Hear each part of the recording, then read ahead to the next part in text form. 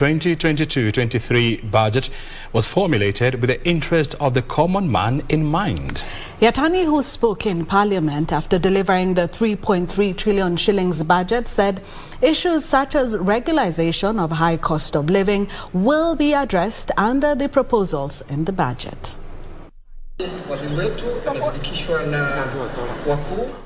7th April, the date set for budget reading,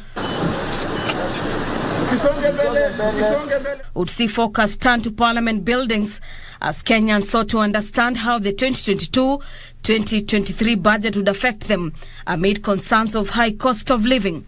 Treasury Cabinet Secretary Ukur Yatani taking time to simplify the over 3 hours budget amid cries that the government resolves the skyrocketing cost of living. Kenyans are concerned about the cost of living, and we effectively address this. We've addressed the issue of fuel prices, where we'll be subsidizing substantially. We've been subsidizing for the last few months, and we will continue to do it until end of June, just to make sure that the prices does not go out of reach for the common man. One very important aspect is that we are aware that food security remains a key concern for us, and that's why we have already allocated resources to fertilizer, and we have proposed further allocation of 2.7 billion in the next financial year.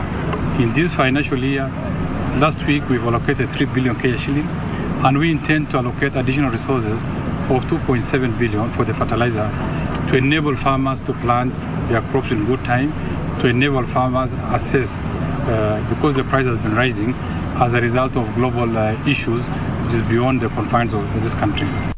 Amid concerns over an ailing economy, the CS claimed the 2.4 trillion shillings revenue collection is achievable despite the current prevailing economic times. It will be the revenue projection that we are going to raise from the finance bill.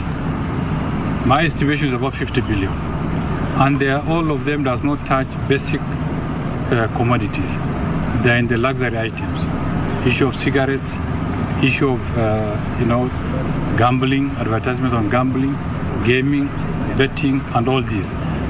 It will give us a net revenue of about estimated 50 billion.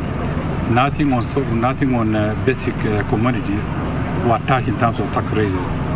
The ministry further absolved the government of blames on the pending bills, claiming some counties have been returning unused monies to Treasury.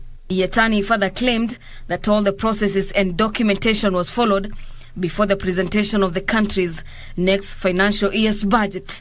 For